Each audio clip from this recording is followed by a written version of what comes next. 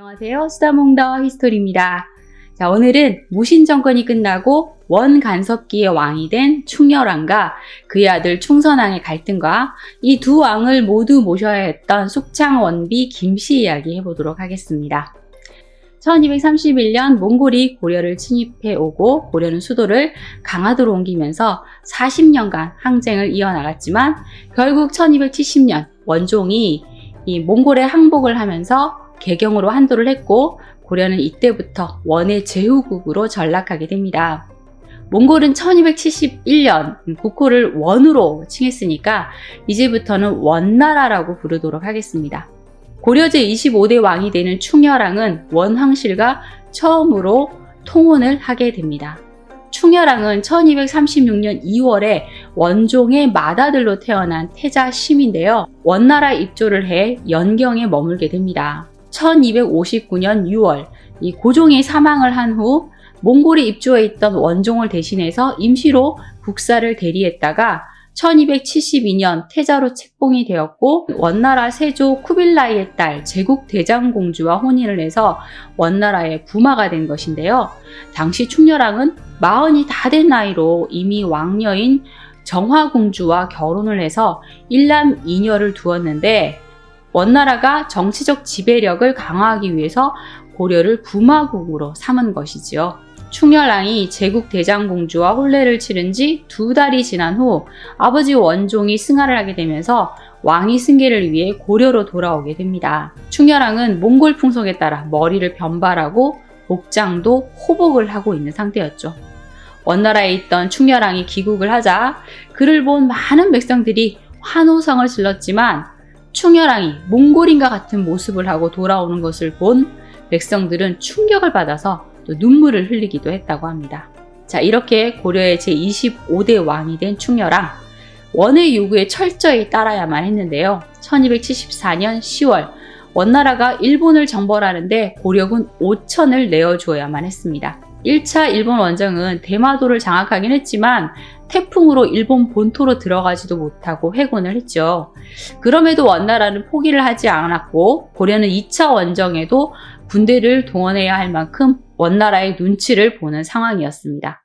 그리고 설상가상 1290년에는 원을 괴롭히고 있던 내안의 합단군이 고려를 내침했고 또 매구의 침입마저 잦은 상황이어서 고려는 더욱 불안하고 힘든 상황이 되었죠.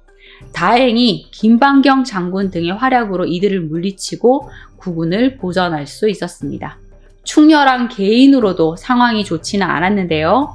충렬왕에게 시집을 온 제국 대장공주, 몽골 시종을 부리고 당연히 몽골어를 사용을 했기 때문에 고려 왕실에는 몽골 언어와 풍습이 만연하게 됩니다. 그리고 이 충렬왕과 제국 대장공주 두 사람은 사이가 좋지 않았죠. 충렬왕에게 이미 태자 시절 맞이한 정화공주가 있었는데 정화공주와 오랫동안 좋은 관계를 유지한 것이 이들 부부 불화의 큰 이유였던 겁니다. 충렬왕과 정화공주 사이에 일남이녀의 자녀가 있었음에도 원나라 공주인 제국대장공주가 제1왕비가 되었는데요. 고려 왕후의 신분이니까 일단 장목왕후로 부르도록 하겠습니다. 장목왕후는 고려 국왕인 충렬왕보다도 더 큰 정치적 영향력을 행사하고 있었죠. 충렬왕이 처녀사라는 절을 자주 행차를 했는데 장목왕후를 꼭 데리고 가야만 했습니다. 1277년에는 이 수행원의 숫자가 적다면서 장목왕후가 화를 내며 궁궐로 돌아가 버리는 일이 벌어졌는데 할 수 없이 충렬왕이 직접 가서 왕후를 달랬는데 이 장목왕후는 지팡이로 충렬왕을 마구 때렸다고 합니다. 매사 이런 식이니 충렬왕이 장목왕후에게 정을 붙이기는 힘든 상황이었겠지요. 또 이런 상황에 김방경 장군에게 원한이 있던 이들이 익명서의 투서로 김방경이 원에서 보낸 다루가치를 죽이고 영모를 깨하려 한다라는 모함을 했는데 이 익명서를 믿고 장목왕후가 김방경을 투옥시키기도 합니다. 그리고 또 충렬왕의 첫 부인인 정화공주를 자기 앞에 무릎 꿇게 만들기도 했고 정화공주를 감금해서 충렬왕을 만나지 못하게 만들기도 하죠. 그리고 전국의 인삼이나 잣 등을 매점매석하고 원나라 상인들에게 몰래 팔아서 거액의 돈을 챙기기도 합니다. 또 원종의 셋째 아들 순항공 왕종을 역무로 몰아서 모든 재산을 빼앗아 자신의 것으로 만들고 왕종을 유배 보내버렸고, 왕종의 모후 경창궁주도 서인으로 강등시켜서 궁에서 내쫓아버리기도 했죠. 자, 이렇게 막무가내로 권력을 휘두르는 장모강우와 몽골의 등살에 진력이 난 충렬왕은 에라 나도 모르겠다 하며 사냥과 주색에 빠져들게 되는데요. 이러다 보니 장모광후와의 갈등이 더 커져가게 됩니다. 자, 이때 충렬왕의 총애를 받던 무비라는 여인이 있었는데, 충렬왕의 총애를 무기 삼아 측근을 형성하고 온갖 세도를 부리면서 장모광후와 대립하게 됩니다. 무비의 원래 이름은 백야단으로 현재 전북 정읍지역 태산군 출신으로 궁인으로 입궁을 했다가 너무나 아름다운 모습에 충렬왕의 눈에 띄어 총애를 받게 된 것이죠. 그녀가 무비라고 불리게 된 것은 의종 때 사랑을 받았던 의종의 총비처럼 아름답다고 해서 의비라고 불리게 된 것이라고 합니다. 무비는 참으로 자유분방한 여인이었던지 낭장 이곤과 간통을 저지르기도 했는데요. 이것이 들켜 이곤은 기양을 갖지만 충렬왕이 무비를 무척 아꼈던 탓인지 무비는 특별한 처벌을 받지 않은 듯합니다. 자, 이런 상황이니 장모광후에게 무비는 눈엣 가시였을 것 같네요. 충렬왕과 장모광후 사이에서 태어난 왕세자 왕원은 고려 최초의 혼혈 왕자인데요. 왕원은 어린 시절 무척 똑똑했고 이 백성을 위하는 마음이 컸다라는 기록이 있습니다. 충렬왕은 몽골에서 즐겼던 매사냥을 잊지 못해서 즉위 초부터 응방을 설치해서 사냥을 즐겼는데요. 왕원이 9살 때 충렬왕이 사냥을 나가려고 하자 갑자기 울면서 현재 백성들의 생활이 어렵고 농사철이 닥쳤는데 어찌 아버지는 멀리 떠나려고 하는가? 라는 말을 했다고 합니다. 자, 이 말을 전해 들은 충렬왕, 그래도 사냥을 포기할 수 없다면서 나서려고 했는데 장모광후가 병으로 앓아눕는 바람에 결국 사냥 계획을 취소했다고 하네요. 자, 이 기록은 왕원의 총명함을 드러내기 위한 기록이기도 하겠지만 그의 어머니 장모광후가 사냥을 무척 싫어하니 어머니의 마음을 읽어서 한 말이 아닌가라는 생각을 할 수 있네요. 자, 이렇게 왕원은 부모의 깊은 갈등을 보면서 어린 시절을 보내야만 했습니다. 자, 그러다 고려의 세자이기에 볼모가 되어 원나라로 가게 되는데 이 영경에 머물면서 몽골식 교육을 받게 됩니다. 계속 몽골식 옷을 입고 몽골식 생활을 해야만 했죠. 그 때문에 왕원은 자신이 원하든 원하지 않든 원나라의 영향을 많이 받을 수밖에 없었죠.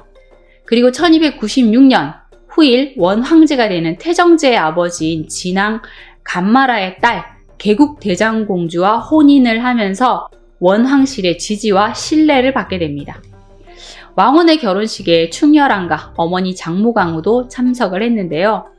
너무나 안색이 나쁜 어머니를 보고 왕원은 몹시 마음 아파했다고 합니다. 그리고 이듬해 5월 고려로 돌아간 장모광후가 39살 젊은 나이로 세상을 떠나게 됩니다. 자신을 외면하며 다른 여인들과 어울리는 남편 때문에 소가리를 한 것이 요절의 원인일까요? 어머니의 사망 소식에 한달음에 고려로 돌아온 왕원, 충렬왕에게 어머니의 병이 생긴 원인을 아십니까? 이것은 사랑을 받고 질투하는 이들 때문인 것이니 그들을 문추하소서 하며 말을 했는데 충렬왕은 상복을 입은 기간이 끝날 때까지 기다리라 라는 말을 합니다. 하지만 그때까지 기다릴 수 없었던 왕원은 무비 등이 무당을 통해서 어머니를 저주했다라는 이야기를 듣고 무비와 그 측근들 때문에 어머니가 사망했다는 생각에 무비를 잡아들입니다.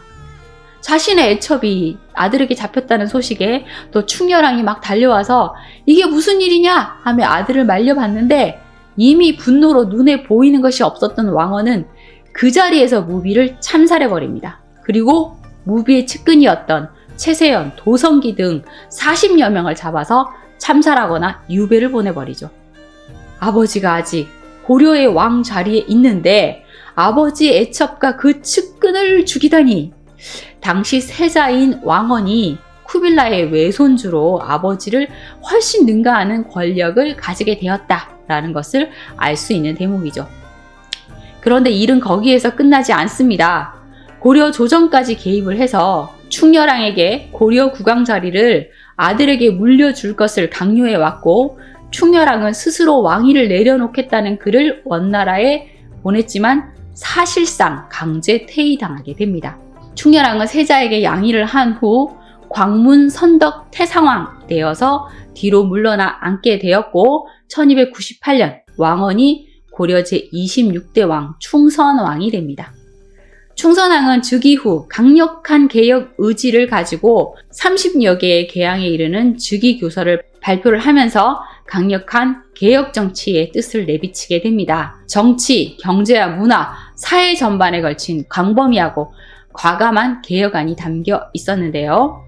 억울한 농민들의 땅을 되돌려주도록 조치를 하고, 공신 자손들에게 지급했던 공신전을 환급하고 지방의 선비들을 등용해서 문신의 힘을 키우고자 했죠. 그리고 원의 강압으로 인해 격화되었던 관청들을 새로 정비하기도 했습니다. 하지만 너무 급격한 개혁안을 내고 또 개혁을 하려고 했던 탓에 기존의 세력들에게 반발을 사기도 합니다. 자, 아버지를 밀어내고 왕이 된 충선왕은 아버지에게 조금은 미안한 마음이 있기도 했던 것 같습니다. 그래서 아버지의 마음을 풀어주기 위해 여인 한 명을 충렬왕에게 바치게 되는데, 이때 간택을 받은 이가 숙창원비 김씨입니다. 숙창원비 김씨는 위위윤의 벼슬을 하다가 물러난 김양감의 딸로 태어났는데요. 고려 고종시기 몽골과 거란과 맞서 싸워서 큰 공을 세웠던 고려 명장 김취려 장군의 증손녀이기도 했습니다.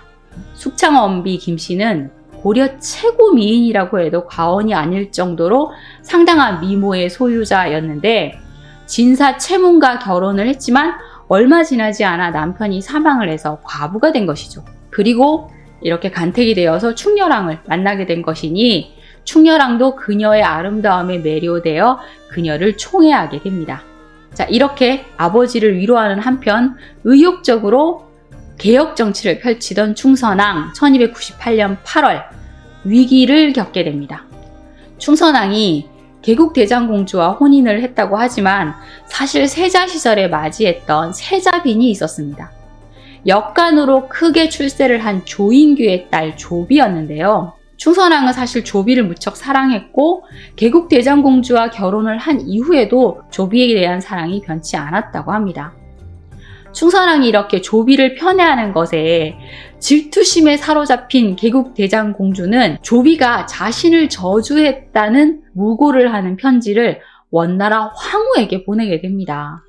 그리고 며칠 뒤 조비의 어머니가 구슬해서 충선왕이 개국대장공주를 멀리하고 자신의 딸만 사랑하게 해달라고 빌었다는 익명서가 국문에 나붙게 되죠.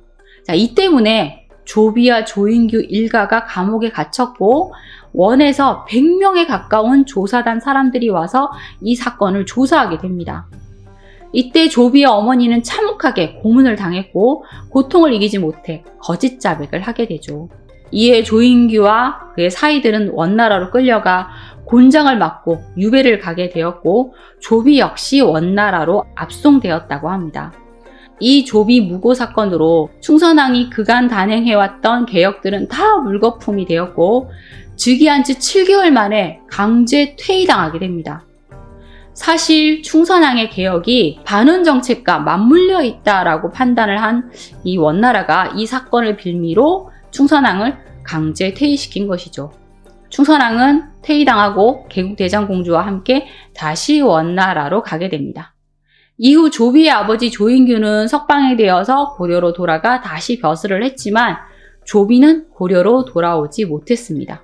원나라의 원록대부 오말에게 강제로 재가를 해야만 했던 것이죠. 그리고 고려의 왕자는 다시 충선왕의 아버지 충렬왕에게로 돌아갑니다. 충렬왕은 아들의 개혁을 모두 철회하고 이전으로 다 되돌려버리죠. 충렬왕이 이렇게 다시 권력을 되찾게 되자 왕의 측근, 왕소유, 송린, 석천보 등도 다시 권세를 되찾았고 충선왕의 측근들은 모두 제거되게 되죠. 그리고 충렬왕의 측근들은 충선왕이 다시 고려로 돌아오지 못하도록 계속 방해를 하고 충선왕의 세자지위를 박탈하도록 원나라 황제에게 건의하기도 합니다. 이들은 충선왕이 다시 고려로 돌아와서 왕위를 되찾으면 자신들이 다시 권력을 잃을 것을 염려해서 개국 대장공주를 신종의 3세 손이기도 한 서흥우 왕전과 재혼시키려는 음모를 꾸미기도 합니다. 서흥우 왕전이 왕위를 이으면 자신들도 계속 권세를 누릴 수 있을 것이다 라는 판단을 했기 때문이죠. 충렬왕도 이에 동의를 한 것인지 자신의 며느리인 개국 대장공주를 왕전과 함께하는 자리를 마련하기도 했는데, 왕전은 워낙 잘생긴 청년이기도 해서 공주와 왕전은 점점 가까워졌고 이들의 계획은 성공하는 듯 싶기도 했습니다. 그런데 한편 원나라로 돌아간 충선왕은 반전의 기회를 노리고 있었죠. 그러다가 1307년 티무르, 그러니까 황제 성종이 사망을 하고 다음 보위를 둘러싸고 내란이 일어나게 되는데, 충선왕은 성종의 조카 카이상과 아유르바이와다 형제를 지지하게 됩니다. 두 사람은 충선왕과 어린 시절을 지내서 가까운 사이이기도 했죠. 결국 이 형제들이 내란에서 승리를 해서 차례로 황제가 되니 이들이 바로 무종과 인종인데요. 이로써 충렬왕은 지지 세력을 잃게 되고 충선왕이 또 든든한 지지 세력을 얻게 된 것입니다. 충선왕은 원나라에 과거 제도를 도입시키는 등 원나라를 위해서 여러 가지 노력을 해서 더더욱 황제의 신임을 얻게 되었고, 1308년 심양 지역을 다스리는 관직인 심양왕 자리를 얻게 됩니다. 심양왕 자리는 사실 고려 국왕보다도 위계가 높은 자리로 원나라에 있는 고려 유민들을 통솔하는 등 꽤 큰 영향력을 발휘하는 자리였으니 권력을 되찾았다 할 수 있겠네요. 자, 이렇게 권력을 되찾은 충선왕은 자신을 몰아내려고 했던 이 왕유소 일당과 자신의 아내를 넘본 왕전을 처형시켜 버렸는데요. 이렇게 자신의 측근들이 죽어나가는 것을 보며 절망했던 충렬왕은 1308년 7월 세상을 떠나게 됩니다. 충선왕은 부왕의 묘호도 정하지 않고 원나라 시호 충렬로 대신하는데요. 고려왕들이 원나라로부터 충자 시호를 받는 전통이 이렇게 시작된 겁니다. 자, 이렇게 충선왕이 다시 고려 국왕 자리에 복위하게 되었으니 심양왕과 고려왕 자리를 다 차지하게 된 것이네요. 왕위를 되찾고 당당히 고려로 돌아온 충선왕은 다시 한번 개혁안을 발표하게 됩니다. 정치기강의 확립, 조세의 공평, 인재등용의 개방, 농양잠의 장려, 동성결혼 금지, 귀족의 행포 엄단 등과 같은 조치가 들어있는 교서를 발표한 것입니다. 하지만 충선왕의 개혁 의지는 예전 같지 않았습니다. 원의 적극적인 지지로 왕이 되고 권력을 차지한 만큼 원나라 조정의 움직임에 더 신경을 쓰게 된 것이죠. 그리고 상상치도 못한 행동을 하게 됩니다. 충선왕은 아버지 충렬왕의 장례를 치르기도 전에 충렬왕의 애첩이었던 숙창원비 김씨의 처소를 찾아가서 며칠씩 머물게 됩니다. 그리고 장례식이 끝난 후에는 아무런 눈치도 보지 않고 숙창원비를 찾아갔다고 하는데요. 고려사에 충렬왕이 사망한 게 1308년 음력 7월 3일인데 음력 10월 8일 충선왕이 김문현의 집에 행차를 했고, 이때 충선왕과 숙창원비가 오랜 시간 함께했다라는 기록이 있습니다. 김문현은 바로 이 숙창원비의 오빠이지요. 충선왕이 고려에 오자마자 한 일이 아버지의 애첩 숙창원비와 시간을 보낸 것을 보면 숙창원비가 정말 아름다운 여인이긴 했나 봅니다. 고려사에 숙창원비가 밤마다 교태와 아양을 많이 떨어 왕을 미혹했다라고 기록되어 있긴 한데요. 숙창원비야, 왕의 사랑을 받는 것은 자신이 권력을 갖는 것이니까 충선왕을 유혹하는 데 최선을 다하는 것은 당연한 일일 것인데요. 그녀를 먼저 찾은 것은 충선왕인 것이니 충선왕이 숙창원비에게 푹 빠졌음을 알 수가 있네요. 충선왕이 이렇게 계속해서 김문현의 집을 드나들면서 숙창원비와 사통을 하니 이 소문은 계속 퍼져 나갔고, 자, 이에 이것은 절대 안 될 일입니다 하며 나서는 사람이 있었습니다.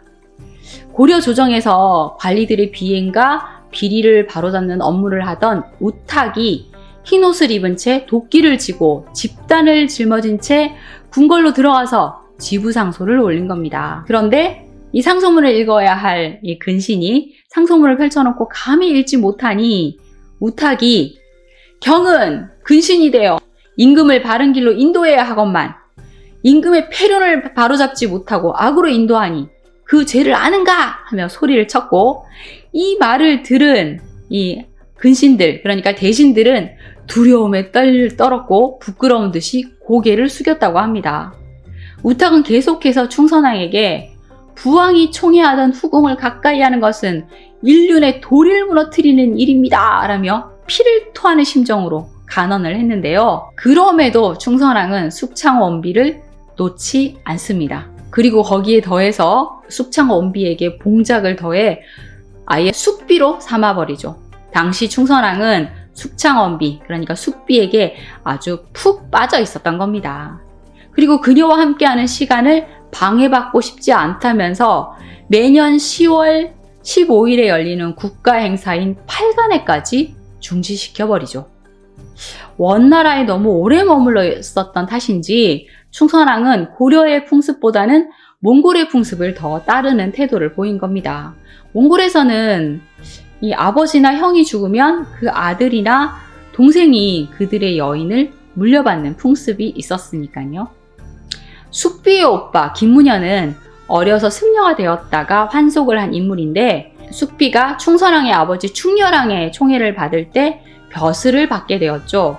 그러다가 충렬왕을 따라 원나라에 갔을 때 송방영과 왕유소 등이 공주를 제거시키기 위해 계략을 꾸민다라는 것을 원나라에 고발을 해서 충선왕이 다시 집권을 한 후에는 원나라로부터 신무장군 진변완호의 언양군으로 봉해져 권세를 누리게 됩니다. 거기다가 동생이 또 충선왕의 총애를 받게 되었으니 그 권세가 하늘을 찌르게 되었죠. 자, 이렇게 파격적인 행보를 보이는 충선왕, 즉위한 지 얼마 지나지 않아 숙부 제한대국 왕숙에게 고려의 치세를 대행하게 하고는 그 자신은 원나라로 돌아가 버립니다. 오랜 세월 원나라에 머물러 있었으니 원나라가 더 편했던 것이죠. 이렇게 충선왕은 원나라에서 고려를 다스리는 전지정치를 하게 되었는데요. 고려의 신하들은 왕에게 윤허받을 일이 생길 때마다 원나라로 달려가야만 했고, 또 임금이 쓸 물품을 원나라로 보내야 했기 때문에 그 고초가 말로 다할 수 없이 컸습니다. 이렇게 왕의 부재로 고려 조정은 불안한 상태가 될 수밖에 없었으니 전승, 최유엄 등이 충선왕에게 고려로 돌아와 달라는 상소를 올렸는데, 충선왕은 나는 영경이 좋아 하며 고려로 돌아가지 않습니다. 충선왕에게는 또 순비라는 후궁이 있었는데요. 순비 역시 과부였습니다. 순비는 지금의 경기도 김포시 양촌면 출신으로 중찬 허공의 딸이었는데, 평양공 왕현에게 시집을 가서 3남 4녀를 낳았지만 남편이 사망한 후 과부가 되었던 겁니다. 그리고 1308년 충렬왕 34년에 충선왕이 그녀를 맞아들였고, 충선왕이 왕이 된 후에는 순비로 봉해지게 되었죠. 순비는 미모가 뛰어난 것도 아니고 명문가 출신인 것도 아니었지만 원나라 황실과 인맥이 닿아 있었기 때문에 무시할 수 없는 권력을 가지고 있었습니다. 순비의 딸이 원나라 황태자를 모시게 되었는데, 아마 원나라에 바쳐진 공녀인데 황태자의 눈에 띈 것이 아닌가 싶습니다. 순비는 충선왕의 총애를 받는 숙비를 질투해서 자신의 딸에게 숙비에 대한 말을 했고, 순비의 딸은 황태자에게 이 말을 전해서 숙비를 불러들이게 합니다. 숙비가 이 황태자궁에 들어간다면 어떤 일을 당하게 될지 모르는 상황이었는데요. 중랑장 윤길보가 격구를 잘해서 또 태자궁을 출입할 수 있었기 때문에 태자에게 간청을 해 숙비는 위기를 넘길 수 있었다고 합니다. 그리고 1311년 충선왕이 원나라 태후에게 부탁을 해서 원나라 귀부인이 머리에 쓰는 관, 그러니까 고고를 받아서 자신이 총애하는 숙비에게 선물을 합니다. 숙비는 이 고고가 자신이 왕에게 총애를 받고 있음에 대한 상징이라고 생각을 해서 이 고고를 쓰고 연회를 열었는데, 이때 수많은 대신들이 연회에 참석을 해서 숙비에게 잘 보이고자 앞다투어 선물을 바쳤다고 합니다. 숙비는 왕의 총애가 자신의 권력이라는 것을 잘 알고 있었고 자신이 원나라 공주라도 되는 양 원나라 복색을 하고 화려한 연회를 열었던 것이고 대신들은 숙비가 여는 이 연회에 참석을 하고 싶어서 계속해서 줄을 대기도 했다고 합니다. 숙비는 심지어 어머니가 돌아가셨을 때도 연회를 열었다고 하네요. 자, 이렇게 숙비가 충선왕의 총애를 등에 업고 위세를 부리자 순비의 분노는 더욱더 커져갔습니다. 충선왕도 이것을 잘 알고 있었기에 순비 역시 고고를 받을 수 있게 해주었는데 순비 역시 이 고고를 쓰고 연회를 열었고 대신들은 또 우르르 달려가서 선물을 바치며 축하를 해주었다고 합니다. 순비는 숙비에게도 자신이 고고를 받았다는 것을 자랑을 하고 싶었는데 당연히 숙비는 앙숙인 순비의 연회에 가고 싶지 않았죠. 그러자 순비가 숙비를 연회에 초대했는데 숙비가 오지 않네요 하면서 충선왕에게 불만을 터뜨렸고 충선왕이 겨우겨우 숙비를 설득해서 순비의 연회에 참석하게 합니다. 숙비는 순비에게 지기 싫어서 이 연회에서 옷을 5번이나 갈아입었다고 하는데요. 순비 역시 지기 싫어서 계속 옷을 갈아입으면서 이 연회 내내 팽팽한 긴장감을 만들어냈다고 합니다. 한편 충선왕은 원에서 고려를 다스리는 전지정치를 하고 있었으니 당연히 원활하게 돌아가지 않고 충선왕의 뜻이 중간에서 왜곡되거나 전달되지 않는 경우도 많이 생기고 부정부패가 많아질 수밖에 없었습니다. 거기다가 충선왕이 원나라에 머무는 체류 비용으로 해마다 포 10만 필, 쌀 400석을 원나라로 보내야 했으니 국가 재정에 엄청난 부담이 되었던 것이죠. 그럼에도 충선왕은 계속 원나라에 머무길 원했고 계속 고려로 돌아와 달라는 상소를 거절하게 됩니다. 자, 이렇게 되자 고려에서는 태자감을 고려왕으로 옹립하려는 움직임이 일게 되는데 이것을 알게 된 충선왕 1310년 5월 태자감과 그 측근 김의중을 죽이면서 이 움직임의 싹을 잘라버립니다. 자신은 고려로 돌아가고 싶진 않아도 자신의 자리를 위협한다면 친아들이라도 용서할 수 없다라는 뜻을 내비친 것이죠. 이렇게 아버지의 손에 죽은 태자감과 이후 충선왕의 뒤를 이어 고려의 왕이 될 자신의 둘째 아들 강릉대군을 낳은 것은 개국대장공주가 아니라 의비라는 여인인데요. 몽골 여인으로 이름은 야속진이었습니다. 그녀에 대한 기록이 많이 남아있지 않아서 정확하진 않지만 황족 출신은 아니었던 것 같습니다. 성현이 지은 용제총화에 따르면 그러니까 야사인 것이죠. 충선왕이 원나라에 머물 때 몽골 여인과 사랑에 빠졌는데 고려의 왕이 되어 고려로 돌아갈 때 사랑의 정표로 연꽃 한 송이를 내밀었다고 합니다. 그리고 이후에도 이 여인을 잊을 수 없었던 충선왕은 자신의 수행원 이재연을 보내서 그녀가 어떻게 지내는지 좀 알아보라고 명을 했는데 이재연이 가보니까 사랑을 잃은 그 여인은 밥도 못 먹고 잠도 못 자고 아주 힘든 시간을 보내고 있었죠. 그리고 그 여인은 자신이 쓴 시를 충선왕에게 전해달라고 부탁을 했는데 이재연은 충선왕에게 이 시를 전하지 않습니다. 여인 때문에 마음이 흔들릴 것을 염려했기 때문이죠.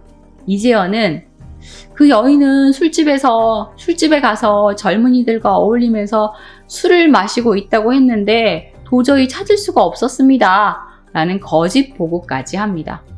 충선왕은 이 보고를 믿고 너무나 화가 나서 땅에 침을 뱉고는 그 여인을 잊기로 맹세를 하죠. 그렇게 1년이 지나고 충선왕의 생일이 되었는데요. 이때 이재연은 왕에게 술잔을 올리고 땅에 엎드려서 죽을 죄를 지었습니다 라며 말을 꺼냅니다. 이제 그제서야 품속에 품고 있던 여인의 시를 꺼내어서 충선왕에게 바치면서 여인에 대한 진실을 이야기하죠. 여인이 쓴 시를 읊어보면 한 송이 연꽃을 보내주시니 처음엔 불타는 듯 붉었습니다. 가지를 떠난 지 이제 며칠 초췌함이 사람과 다름없어요. 충선왕은 이 시를 읽고 눈물을 흘리며 말을 하는데 만일 그때 내가 이 시를 보았다면 죽을 힘을 다해서라도 그녀에게 돌아갔을 것이다. 경히 나를 위하여 일부러 다른 말을 한 것이니 충성스러운 일이다. 라는 말이었습니다. 이 용제 초가에 등장하는 몽골 여인, 아마 야속진이 아닐까라는 생각을 해보게 되는데요. 충선왕이 야속진을 무척 총애했다는 기록이 있으니 애정으로 선택한 몽골 여인이 아닌가라는 생각을 하게 되는 것이죠. 야속진은 이 2명의 아들을 낳았지만 신분 탓인지 왕비 대접을 받지 못했고 죽을 때까지 고려 땅을 밟지도 못했다고 합니다. 거기다 자신의 맏아들 왕감이 남편에게 죽임을 당했으니 그 마음이 어땠을까 짐작하기도 어렵네요. 야속진은 1313년 7월 원나라에서 쓸쓸히 사망을 했고 그녀의 시신은 고려로 보내져서 장례를 치루었고 고려 땅에 묻히게 됩니다. 하지만 이 장례식에는 남편도 아들도 참석하지 못했네요. 당시 남편 충선왕은 원나라에 있었고 아들 충수광도 원나라 공주와 결혼을 하기 위해서 원나라에 가 있었기 때문이죠. 야속진은 죽은 뒤에야 의비로 추증되어 왕비의 이름을 얻을 수 있게 되었습니다. 다시 충선왕 이야기로 돌아와서 충선왕이 고려를 개혁하기 위해 아무 노력을 하지 않았다고는 말할 수 없습니다. 1차 개혁에서 실패를 맛본 충선왕은 자신만의 방식으로 고려를 개혁하기 위한 노력을 했는데요. 원나라의 제도를 보고 배운 충선왕은 고려의 풍속과 관행은 그대로 유지를 하되 원나라의 제도를 수용해서 고려를 개혁하고자 했습니다. 그리고 인재 등용을 개선하기 위해서 인사권을 행사하는 정방을 폐지하고 그 권한을 문한서에게 주는데요. 이 문한서를 나중에 사림원으로 계칭을 해서 왕명 출납권까지 주어서 비서실 역할까지 하게 하죠. 이 사림원의 구성원들은 모두 문과 시험에 급제를 해서 출세를 한 인물들이고 또 대부분은 지방 출신의 신진 세력들이어서 출신 배경은 약했지만 실력이 아주 뛰어난 선비들이었는데요. 충선왕이 이들에게 힘을 실어준 것이고 이들은 이후 신진 세력으로 성장을 하게 됩니다. 그리고 고려의 재정난을 타개하기 위한 연법 개혁도 추진을 했었는데요. 지금까지는 사찰이나 권력층이 장악해온 이 소금찌는 가마솥 연분을 모두 국가에 기속시켜서 그 수입이 국가재정 확충에 도움이 되게 했고 또 권력층의 경제 기반을 약화시키기도 했죠. 하지만 충선왕이 고려를 기반으로 삼아서 원나라에서 자신의 입지를 더 다지려는 데 힘을 쏟고 또 원나라에 머물면서 전지 정치를 했기 때문에 충선왕의 개혁 정치는 결코 성공할 수 없었던 겁니다. 자, 1309년 충선왕과 고려에 위기가 닥칩니다. 충선왕이 심양왕으로 책봉된 후부터 줄곧 이 충선왕을 공격해왔던 홍중이와 홍중경이 그를 또 공격하고 나선 것인데요. 이 형제는 몽골이 고려에 쳐들어왔을 때 길잡이를 해서 고려를 짓밟게 하는 데 앞장섰던 홍복원의 손자로 이 홍씨 일가는 수많은 악행을 저질렀죠. 이들은 충선왕에 의해 자신들의 권력이 약해졌다라는 생각을 했기에 보복을 하고 싶어 했는데요. 이들 형제는 원나라 조정에 고려 왕이 심양왕을 겸하는 것은 부당하다라는 주장을 하면서 아예 이 고려국을 없애버리고 원의 행성으로 만드는 것이 어떠냐라는 제안을 했고 원 조정에서도 고려를 원의 행성으로 만드는 일에 대한 논의가 일어나게 됩니다. 이때 다행히 고려 출신으로 원나라 환관으로 있던 박만고태가 나서서 이 위기를 막아냅니다. 박만고태는 흥성궁에서 원나라 황제 무종의 어머니인 수원 황태우를 섬기고 있었는데 황태우에게 홍중이가 고려에서 도망친 백성인 주제에 감히 방자하게 거짓말을 해 본국을 전복시키려고 하니 그 죄는 죽어 마땅한데 어찌 되려 왕과 대지를 해 시비를 가리게 할 수 있겠습니까? 라는 말을 했고 황태우가 황제에게 홍중이가 간악한 입을 놀린 것 같다 라는 말을 합니다. 이에 황제는 홍중이에게 장형을 내리고 유배를 보내버리면서 고려는 위기에서 벗어나게 됩니다. 1312년 원황실이 충선왕에게 고려로 돌아가라는 명을 했는데 충선왕은 계속 핑계를 대면서 고려로 돌아가지 않습니다. 이에 원나라에서 고려왕을 하든 심양왕을 하든 하나를 선택해라 라고 충선왕을 압박하게 되죠. 그러자 충선왕은 왕위를 자신의 둘째 아들 강릉대군 왕도에게 넘겨주는데요. 고려로 돌아가는 것이 그렇게나 싫었나 봅니다. 1313년 제5년 만에 이 고려 국왕 자리를 양도해서 그의 아들 왕도가 충수광으로 고려 국왕 자리에 오르게 됩니다. 그리고 1316년 심양왕 자리를 자신의 조카 왕고에게 물려주는데요. 충선왕은 왕고를 양자로 키웠는데 자신의 친아들보다 더 총애했다고 합니다. 자, 이것은 나중에 큰 문제가 되는데요. 충선왕의 조카 왕고는 심양왕의 지위를 자신에게 물려준 것은 충선왕이 자신을 선택한 것이니까 고려 왕위도 내 것이 돼야 된다 라는 주장을 했고, 충수광 역시 심양왕의 자리도 내 것이어야 해 라고 주장을 하면서 서로 갈등을 하게 된 것이죠. 이들의 갈등 이야기는 충수광판에서 이야기해 보도록 하겠습니다. 자, 이후 충선왕은 원나라 인종이 나 좀 도와줘 하면서 원나라 조정일을 총괄하는 우승상 자리를 제안을 했는데 자신은 그 자리를 맡기에는 부족하다 하며 이를 거절합니다. 그 대신 자신의 집에 망건당을 세워서 학문을 연구하고 불사에 참가를 하거나 원나라 여기저기를 순방하며 시간을 보냅니다. 망건당을 통해 고려 신진사대부에게 이 성리학을 전파해서 새로운 싹을 틔우길 바랬던 것일까요? 고려의 학자 이재현을 망건당에 불러서 성리학을 익히게 했고, 이 이재현의 제자가 이색, 그리고 이색의 제자가 정몽주, 정도전으로 이어나가게 됩니다. 그러다 충선왕의 절대적 지지자 인종이 사망을 하고 그의 아들 시디빌라가 원나라 황제 영종으로 즉위를 하면서 충선왕의 입지는 흔들리게 됩니다. 고려 출신 황간 임배간이 모략을 꾸며 누명을 쓰게 된 충선왕은 지금의 티베트로 유배를 가게 되죠. 소달구지를 타고 반년이나 가야 하는 험한 유배길이었고, 또 티베트에서는 보릿가루를 먹으며 톡을 해서 살았다고 하니까 엄청나게 고생을 한 것입니다. 이재현이 계속해서 상소를 올려서 개국대장공주의 남동생인 태정제가 충선왕을 유배에서 풀어주었고, 또 2년 6개월 후 영종이 사망을 하고 태정제가 원나라 황제로 즉위를 하면서 충선왕은 간수성 도스마로 옮겨지고 또 다시 대도로 와서 1325년 5월 51세의 나이로 사망하게 됩니다. 충선왕 사망 후 그의 시신은 고려로 옮겨져서 덕릉에 안치되었죠. 원간섭기에 들어서 왕이 된 충혈왕, 고려인과 몽골인의 피를 반반씩 이어받은 충선왕, 이 두 고려 왕들은 원나라 부마국 왕의 한계를 극복하지 못했고 힘없는 나라 고려를 일으키지도 못했네요. 자, 오늘의 이야기는 여기까지입니다. 고려 왕조 이야기는 계속됩니다.